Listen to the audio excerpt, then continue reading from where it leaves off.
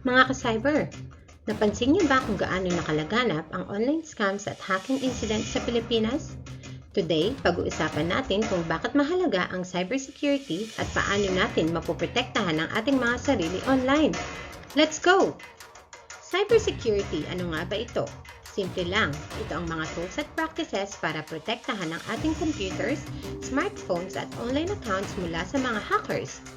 Para kang may digital guard na nagbabantay sa iyong personal information. Alam niyo ba na isa sa mga pinaka-common na cyber threats dito sa Pilipinas ay phishing? Ito yung mga fake emails o text na nagtatangkang nakawin ng iyong personal information. Madalas nagpapanggap silang bangko o delivery service. Tip: always double-check the sender's email address and never click on suspicious links. Mga hacks at scams na dapat mong bantayan.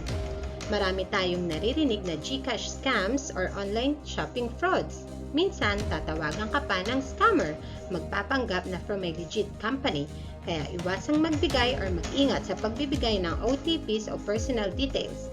Tandaan, legit companies never ask for your password. Okay, paano natin mapoprotektahan ang sarili? Gumamit ng strong passwords. Iwasan ang 1234 o birthday nyo. Enable two-factor or multi-factor authentication para sa extra layer of security. Mag-update ng software regularly. Ito ay para maiwasan ang mga vulnerabilities na ginagamit ng hackers. Cybersecurity is everyone's responsibility. Tandaan, laging mag-ingat. Think before you click. Kung meron kayong questions, ask nyo lang sa comment section. Maging cyber smart and stay safe online. Bye!